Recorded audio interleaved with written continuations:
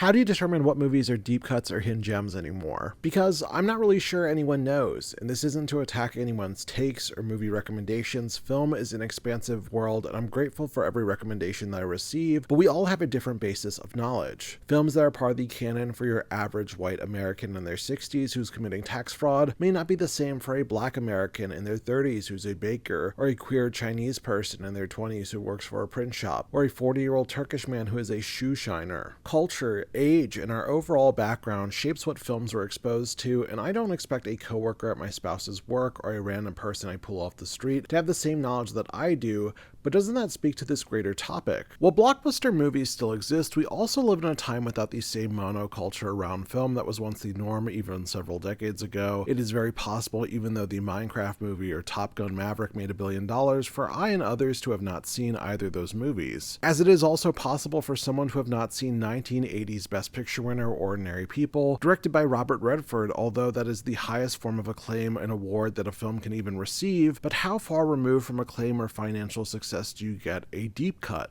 A few weeks ago on my TikTok, I asked for people to answer the question, what was a movie that you felt like wasn't talked about on TikTok or broadly social media because of how we live in a world where there's such a broad focus on contemporary film? And while I received a number of answers absolutely in line with what I had in mind when talking about covering a large number of these films, such as 1986 film His Motorbike Island from Japanese director Nobuhiko Abayashi, best known for directing House, and follows a motorcycle enthusiast who travels to the Japanese countryside and falls for a woman he finds there, or Cleaners, a 2019 Filipino coming-of-age anthology film telling these stories of multiple children and having a unique visual flair due to the film being printed frame by frame on black and white ink on printer paper and having minimal rainbow-colored highlights throughout, or even 1979's Welcome Home, Brother Charles, a blaxploitation film that followed a man who was recently and falsely incarcerated who attempts to fight back and get revenge on the police that falsely imprisoned him. But when looking at some of the responses I received from commenters, who I again deeply appreciate their suggestions from, I was shocked to see in particular Sorry to Bother You. Now sure, I remember seeing Sorry to Bother You during the heyday of MoviePass. I know it's not a massive film, I would have seen it regardless of my ability to gain a daily free ticket through the subscription service that provided me far more than my worth than I think any of their CEOs could imagine. But despite Sorry to Bother You's fair box office in comparison to its cost, I feel like when you talk about independent film, it boots Riley in the wild and wacky antics of the film, as well as its thought-provoking dialogue and commentary on class struggle and betrayal within ranks by someone who's granted just a tad bit of power is spoken about pretty often. And this $18 million grossing film with no major awards coverage has over 700,000 logs on Letterboxd right now. It's not a film that I think people are discussing frequently right now, but it's also a film that people have seen and know and fits outside the realm of a hidden gem or deep cut, which to be fair wasn't my prompt for this commenter. We also don't have a clear metric to absolutely determine how well known a film is anymore. A film that is well received can appear on the top 10 films for Netflix over a weekend, but if there's a brand new season of Stranger Things or Emily in Paris, what was once popular suddenly has no audience, and even if Netflix releases a document sharing that this film was viewed over 500 million minutes in views, who's to say that this film is spoken about in the same regard even just a month later? Will it appear on some list of obscure Netflix originals that never received an audience even though it had a momentary #1 victory on a streaming service? And maybe speaking of Netflix, having a physical media release is huge for a film having any kind of longevity. A movie from a couple of years ago, like the queer retelling of Pride and Prejudice, Fire Island, may have been huge for the queer community and in cultural conversation for that year, but how long can a film really last before a film is seen as far more obscure than it was during its year of release, regardless of its quality? But maybe Netflix and these other streamers are key to this conversation too. Film access has expanded in a grand and overwhelming way in recent years. You could take a film like The Watermelon Woman, released in the 1990s and known as the first film directed by an out black lesbian and navigating both intersectionality of race and queerness when following a black woman beginning to have relations with a white woman, while also exploring black representation in film by seeking out this mythical watermelon woman who I believed appeared in 30s and 40s films. And what I once saw through a low quality rip online now has a Blu-ray release through the Criterion Collection. The same thing can be said of the films of Greg Araki, a prominent queer filmmaker of the 90s during the new queer cinema movement who had a massive resurgence resurgence in the 2020s around the time of COVID and now has a massive Gen Z audience, and now because of that, there's brand new Blu-rays for Greg Araki in the Criterion Collection. Godzilla is probably the longest running franchise at this point, and despite that, a large majority of the early Godzilla films of the Showa era, released from the 60s to 70s, never had legal releases until the early 2000s. Video stores were importing these films or having people rent bootlegs that they may have only gotten exposure to, normally through their American dubs or through commentary tracks through Mystery Science Theater 3000. And speaking of all these films getting releases, thankfully to the Criterion Collection, that also doesn't speak to other boutique labels helping to release important films on physical media. Whether we're talking about the work of Kino Lorber or Warner Archive or Shout Factory or Vinegar Syndrome, and again, all these labels and movies I mentioned beyond Godzilla might feel very obscure to your middle-aged American coworker from the suburbs whose film knowledge may be limited to a collection of American films from the 80s to 2000s plus a couple of Marvel movies. And although my coworkers are much younger, at my holiday party a few years back,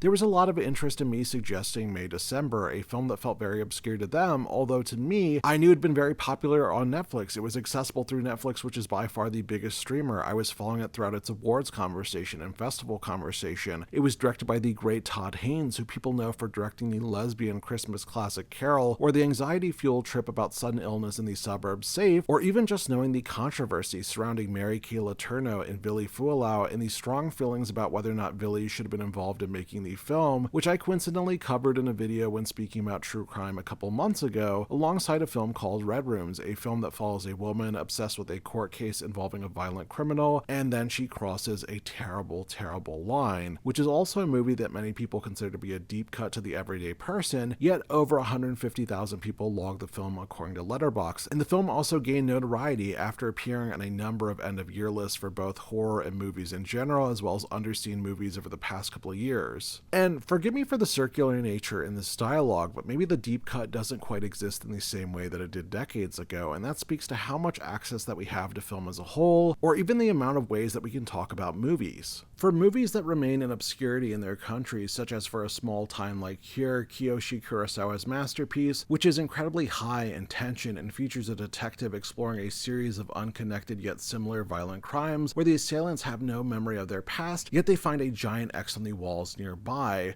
Well, it was a film that was spread through bootlegs across the internet, and before that bootlegs on DVD and VHS that could have drastically different subtitling because of essentially fan subtitles, and now because this is a film that was very well received, it got a brand new restoration. Because of that, it has a brand new high definition sheen, and because of that, you can buy this film on Blu-ray pretty much all across the world and even rent it online, which I'm shocked to say wasn't even the case 5 or so years ago. This was an unstreamable title. I could even say similar for the 1976 Iranian film Chess of the Wind, which was banned in Iran after the 1979 revolution took place and was only ever screened once when it first came out, featuring a family in turmoil after the loss of their matriarch, and a film that was deemed controversial because it featured queer characters, leading to the film being lost for a total of 38 years before being found in a random junk shop by the director's children. And then after 6 years of restoration work, because the film had not been maintained well at all, it would then be released in 2020 with a brand new restoration in front of brand new eyes. And finally, this film that maybe was mentioned in obscurity a couple of times back in Iran was now well known amongst international film fans. And for my hypothetical coworker in this situation, who may be a man in his 50s who's well versed in horror and starts rattling off to me, movies that he remembers from his drive-in days as a young child or teenager or young adult, such as The Legend of Boggy Creek or Pumpkinhead or Popcorn, and I would actually say, hey, I've seen them all, and that they've all received all these physical media releases from these boutique labels, which again, the average person doesn't know of, and I would still deeply appreciate the conversation that comes off this. And I would still argue that even if I haven't seen these movies, or even if they've gained more of a reputation online for just being talked about in certain corners of the internet, most of us aren't having these conversations with the average person about movies. But maybe with the decline of attendance in movie theaters, and yes, movie theaters are not nearly as popular as they used to be, even though they should be preserved. The average person used to go to the movies probably once or twice a month, and now they're going once or twice a year, and that's a travesty that we should be honest about. But maybe to that audience, so much will seem like a deep cut to them, when really the access and viewership of these movies are higher than ever before. Even if you have a close friend who comes to mind when you think about this very example and refuses to download Letterboxd and contribute to the online lifespan of these films, there are people still seeing these movies because they're so widely available. And maybe to bring this all to a closed loop for this circle, I think a lot of people think of deep cuts as movies that they don't know, or movies that they think no one is talking about online, but certain groups can know about these movies that aren't the norm, and those aren't deep cuts to them. Like, I was sitting in the Charles Theater main auditorium, one of my favorite theaters and screens on the planet in Baltimore, Maryland, and also I like to do a little bit of people watching, aka snooping and listening to what people are watching and talking about, because I'm a big loner and most of the time I'm in there alone. And I was shocked to hear someone mentioning Quiz Show as a movie that they'd watch, which is a massive blind spot for me. I really do want to check it out, especially as someone who really appreciates Robert Redford's direction. But what really shocked me was how the film was described with a bit of obscurity that I'm not judging at all, but the film was also a Best Picture nominee. If I'd spoke to anybody who was alive during the 90s and was very active in watching the Oscars, they might have known or have seen the film, but when I talk to somebody who's just even a bit younger, all of a sudden this movie that was very well known seems very obscure. There are also many films that maintain acclaim solely in their country of origin and never really spread an acclaim until much later. When I think about this, I think about 1974 Japanese police procedural The Castle of Sand, a film following two detectives investigating a mysterious murder that has seemingly no clues, and a film that received recent notice in other parts of the world after some viral social media posts and mention from Hideo Kojima, creator of the Metal Gear Solid franchise. So there's something you like about me, huh?